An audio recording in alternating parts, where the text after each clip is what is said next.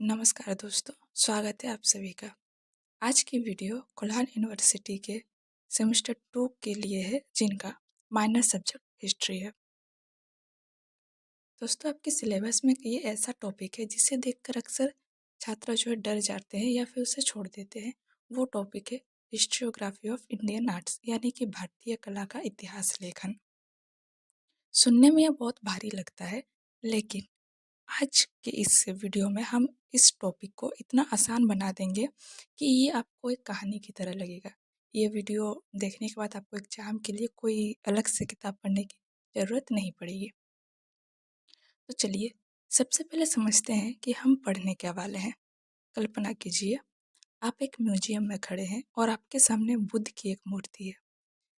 आप उसे सुंदर कहते हैं, आप उसे कला कहते हैं, लेकिन आज से 150 साल पहले अंग्रेजों ने उस मूर्ति को देखकर कहा था कि ये तो कला नहीं है, ये केवल एक क्राफ्ट है। ऐसा क्यों? मूर्ति तो वही है, तो फिर देखने का नजरिया क्यों बदल गया? इतिहास में कला को देखने का नजरिया कैसे समय के साथ बदला, इसी की पढ़ाई को हम हिस्ट्रियोग्राफी कहते हैं। आज हम इसे 3 चरणों में यात्रा करेंगे। सबसे पहले औपनिवेशिक काल, जब अंग्रेजों ने हमारी कला को नकार दिया था। दूसरा, राष्ट्रवादी काल, जब हमने अपनी कला का सम्मान वापस पाया। और तीसरा, आधुनिक काल, जब हमने कला को समाज से जोड़कर देखा। कहानी की शुरुआत होती है 19वीं सदी से, जब अंग्रेजों का भारत पर पूरा कब्जा हो चुका था। अंग्रेजों को भारत के पुराने खंडहरों में बहुत दिलचस्पी थी, लेकिन याद रखिए, उन्हें कला में दिलचस्पी नहीं थी, उन्हें पुरातत्व में दिलचस्पी थी। वे बस ये जानना चाहते थे कि भारत का इतिहास क्या है। इस दौर के सबसे बड़े नाम है अलेक्जेंडर कनिंघम। इन्हें हम फादर ऑफ इंडियन आर्कियोलॉजी भी कहते हैं। कनिंघम ने सांची, भरहुत और बोध गया जैसे स्तूपों को खोजा। उन्होंने बहुत मेहनत की, लेकिन उनका नजरिया क्या था? कनिंघम को लगता था कि भारत में जो भी अच्छी कला है वो बाहर से आई है, खासकर यूनान, ग्रीस से। उन्हें हिंदू मंदिर पसंद नहीं थे, उन्हें बौद्ध स्तूप पसंद थे, क्योंकि उनमें उन्हें यूनानी प्रभाव ज़्यादा दिखता था। इसके बाद एंट्री होती है जेम्स फर्ग्यूसन की। यह नाम एग्जाम के लिए बहुत ज़रूरी है। फर्ग्यूसन पहले व्यक्ति थे जिन्होंने भारतीय कला को, भारतीय वास्तुकला का इतिहास लिखा। लेकिन उन्होंने एक बहुत बड़ी गलती की। उन्होंने भारतीय कला को धर्म और जाति के आधार पर बांट दिया, जैसे कि बौद्ध वास्तुकला, हिंदू वास्तुकला, मुस्लिम वास्तुकला। उनका मानना था कि पत्थर जितना बड़ा होगा, कला उतनी अच्छी होगी। यह एक बहुत ही सुपरफिशियल नजरिया था। लेकिन हद तो तब हो गई जब जॉन रस्किन और विंसेंट स्मिथ जैसे विद्वान आए। उन्होंने साफ शब्दों में कह दिया कि भारत में कोई भी ललित कला नहीं है। उनका तर्क सुनिए, आपको हंसी भी आएगी और थोड़ा गुस्सा भी। उन्होंने कहा कि कला का काम है प्रकृति की हूबहू नकल करना। इंसान के 2 हाथ होते हैं, लेकिन भारतीय मूर्तियों में देवताओं के 4 हाथ है, 10 सिर है। यह तो राक्षसी है, यह कला कैसे हो सकती है? वे भारतीय कला की तुलना ग्रीक आर्ट यानी कि यूनानी कला से कर रहे थे। यूनानी कला रियलिस्टिक थी, यथार्थवादी थी, जैसा दिखता है वैसे बना लो। जबकि भारतीय कला सिंबॉलिक थी, जो महसूस होता है उसे बनाओ। चूंकि अंग्रेजों को हमारे प्रतीक समझ नहीं आए, उन्होंने हमारी कला को बेकार कह दिया। तो दोस्तों, 1900 तक स्थिति यह थी कि दुनिया मानती थी कि भारतीयों को कला की कोई समझ नहीं है, हमें सिर्फ कारीगरी करनी आती है, हमें आर्ट नहीं आती। लेकिन फिर एक बदलाव आया।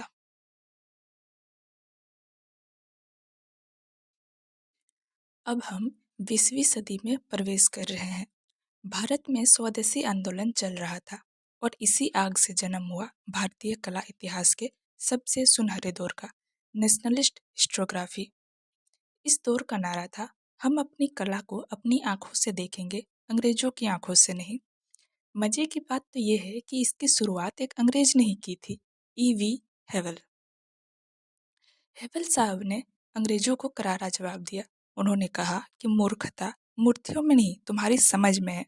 उन्होंने समझाया कि भारतीय कला को यह पता है कि इंसान के 2 हाथ होते हैं, लेकिन जब वो देवता की मूर्ति बनाता है, तो वो शरीर नहीं, शक्ति दिखा रहा होता है। 4 हाथ सुपर ह्यूमन पावर का प्रतीक है। यह एनाटॉमी की गलती नहीं, यह फिलोसॉफी है। और फिर एंट्री होती है इस फिल्म के असली हीरो की, जिनका नाम आपको एग्जाम में जरूर लिखना है, डॉक्टर आनंद कुमार स्वामी। कुमार स्वामी ने भारतीय कला को पूरी दुनिया में सम्मान दिलाया। उन्होंने 2 बहुत बड़े काम किए। पहला, गांधार विवाद। अंग्रेज कहते थे कि बुद्ध की मूर्ति यूनानियों ने बनानी सिखाई। कुमार स्वामी ने सबूतों के साथ साबित किया कि बुद्ध की पहली मूर्ति मथुरा में बनी थी। यह पूरी तरह स्वदेशी थी। यह एक बहुत बड़ी जीत थी। दूसरा, आध्यात्मिकता, स्पिरिचुअलिटी। कुमार स्वामी ने कहा कि भारतीय कला का उद्देश्य आंखों को अच्छा लगना नहीं है, बल्कि आत्मा को जगाना है। कलाकार ध्यान करता है और उस ध्यान में जो छवि दिखती है उसे बनाता है। इसे उन्होंने मेंटल विजुअलाइजेशन कहा। उन्होंने नटराज की मूर्ति का उदाहरण दिया और बताया कि यह केवल एक डांस नहीं, बल्कि पूरे ब्रह्मांड की लय है। तो दोस्तों, हेवल और कुमार स्वामी ने साबित कर दिया कि भारतीय कला आइडियलिस्टिक यानी आदर्शवादी और स्पिरिचुअल आध्यात्मिक है। यह रियलिटी से बहुत ऊंची चीज है। लेकिन यहाँ एक और चीज थी। इस राष्ट्रवादी नजरिए ने हर चीज को आध्यात्मिक बना दिया। उन्होंने खजुराहो की मूर्तियों या मुगलों की पेंटिंग्स के बारे में ज़्यादा बात नहीं की, क्योंकि वे स्पिरिचुअल से ज़्यादा सांसारिक थी।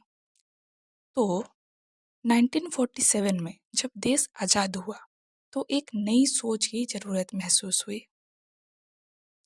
अब हम चलते हैं आज़ादी के बाद और आधुनिक नजरिया की तरफ। 1947 के बाद इतिहासकारों ने कहा कि बस बहुत हो गया है आध्यात्मिक आध्यात्मिक, अब हम जमीन की बात करते हैं। नए इतिहासकारों ने पूछा, मूर्ति बनाने वाला मजदूर कौन था, उसका धर्म क्या था और मूर्ति बनवाने के लिए पैसा कहाँ से आया। इसे हम कहते हैं कॉन्टेक्सचुअल हिस्टोग्राफी यानी संदर्भगत इतिहास। इस दौर के सबसे बड़े विद्वान थे निहार रंजन रे। निहार रंजन रे का नजरिया समाज शास्त्रीय था। उन्होंने अपनी किताब Maurya and post Maurya art में मौर्य कला को 2 हिस्सों में बांटा। पहला था कोर्ट आर्ट यानी दरबारी कला, जैसे कि अशोक स्तंभ, यह राजा की ताकत दिखाते हैं। दूसरा था फोल्क आर्ट, लोक कला, जैसे यक्ष यक्षिणी की मूर्तियाँ, यह आम जनता की कला है। उन्होंने पहली बार हमें सिखाया कि कला सिर्फ धर्म नहीं, बल्कि समाज और राजनीति का आईना भी होती है। उन्होंने बताया कि अशोक के स्तंभों पर जो चमकदार पॉलिश है, वो आध्यात्मिक नहीं, बल्कि ईरानी प्रभाव और शाही शान है।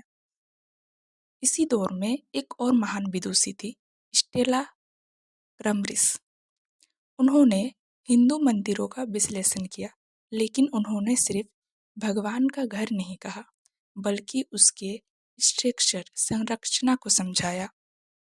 उन्होंने वास्तु पुरुष मंडल के विज्ञान को दुनिया के सामने रखा। और आज यानी 1980 के बाद हम न्यू आर्ट हिस्ट्री के दौर में हैं। आज के इतिहासकार जैसे कि प्रथा मित्तर और तप्ती गुहा ठाकुरा ये सवाल पूछते हैं कि कला में औरतों का क्या स्थान था। आदिवासियों की कला को आर्ट क्यों नहीं माना गया और म्यूजियम ने कैसे तय किया कि क्या अच्छा है और क्या बुरा। यानी कि अब जो इतिहास है वो आलोचनात्मक हो चुका है। तो दोस्तों, ये थी हमारी कला के पीछे का इतिहास। किस तरीके से कला को भारत में स्थान मिला, भारत की कला को किस तरह से दुनिया में स्थान मिला, किस तरह से लोगों के नजरिए में परिवर्तन हुआ। और जो नाम उसमें कहे गए हैं, जिन्होंने इसके पीछे बहुत इनको सम्मान दिलाने में बहुत बड़ा हाथ था, जैसे कि रस्किन, हेवल, कुमार स्वामी जी, निरंजन राव, ये जो है इन सब का नाम आप अगर अपने एग्ज़ाम के उत्तर में लिखेंगे तो आपको एक इसमें एक अच्छा पॉइंट मिलेगा। इससे आपको क्या होगा कि आपको एग्ज़ाम में ज़्यादा मार्क्स भी आने के चांसेस बन सकते हैं। इतिहास जो है वो कोई रटने की चीज़ नहीं है, यह समझने का विषय है कि हम खुद को कैसे देखते हैं। मुझे उम्मीद है कि आपको ये टॉपिक अब आसान लग रहा होगा। अगर आपको कोई भी डाउट हो तो कमेंट में ज़रूर पूछें, अपने दोस्तों के साथ शेयर करें। अगले वीडियो में हम यूनिट 2 की बात करेंगे। तब तक के लिए पढ़ते रहिए, सीखते रहिए। धन्यवाद। जय हिंद। Bye bye.